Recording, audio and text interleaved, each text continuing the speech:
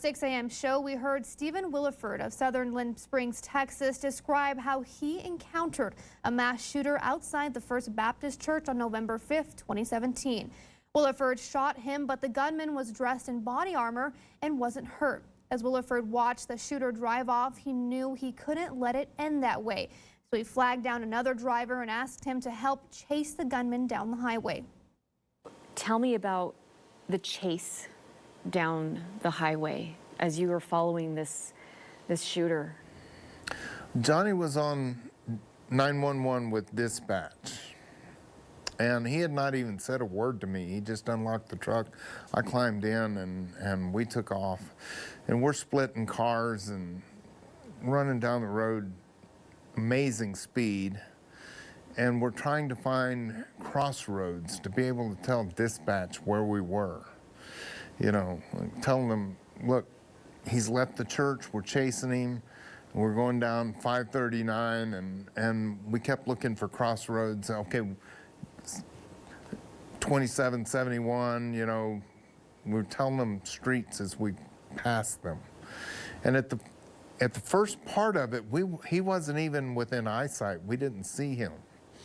And at some point, we started catching him, and it was really intense because I dropped the magazine.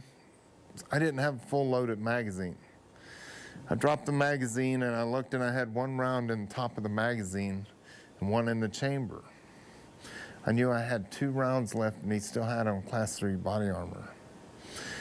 So it was getting pretty intense, and when we saw him, and I knew it was him because it was a gray Ford Explorer with the back windshield shot out. And I told Johnny, I said, you know, if you catch him, you're going to have to put him off the road. And the very first words Johnny actually said to me, he looked at me, he said, yep, I already figured that. So, you know, Johnny, he was there for that purpose, for that moment. Not anybody would have just let me into the car and gave chase. But Johnny did. You know, we're not known for our sanity necessarily.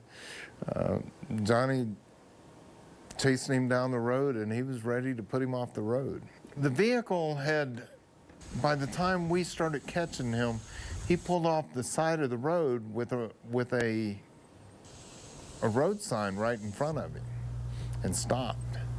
And Johnny kind of pulled up toward the back of the car again, and I let the passenger side window down. I put the rifle through it, and I opened up the door with my left hand, and I was going to get out, and I was going to use the door as a shield and re-engage him.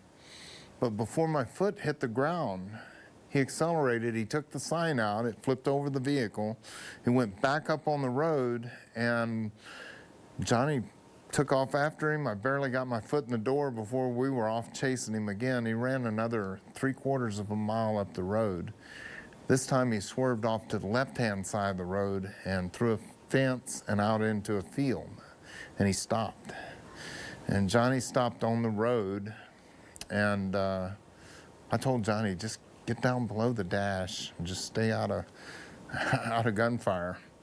And I got out and I put my rifle over the hood of the truck and waited there another 5 to 7 minutes before the police actually showed up.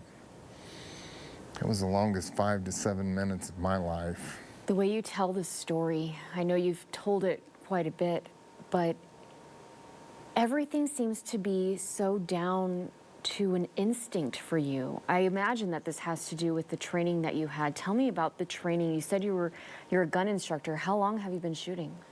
Oh, I took an interest. My father taught me how to shoot when I was 5 years old.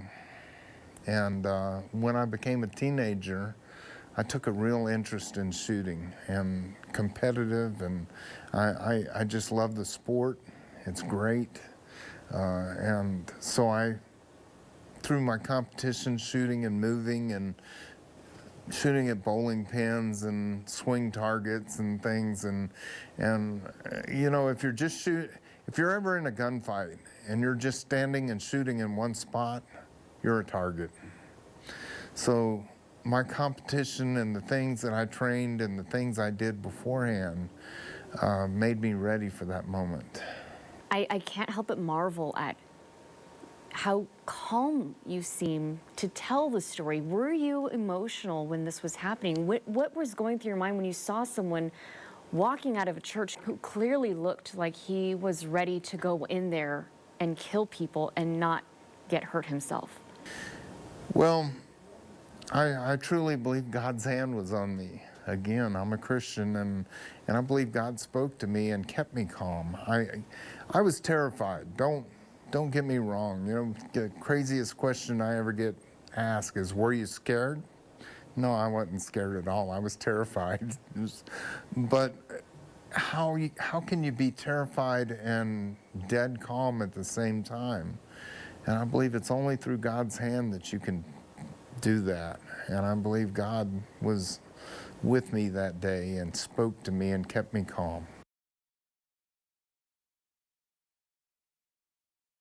In El Paso to help promote a new documentary about the shooting called Miracle on 4th Street. It's showing now at Premier Cinemas inside Bassett Place. We asked Williford what he thinks can be done to keep guns out of the hands of dangerous people without impeding on the rights of lawful gun owners. His answer is in the full interview right now on KVIA.com.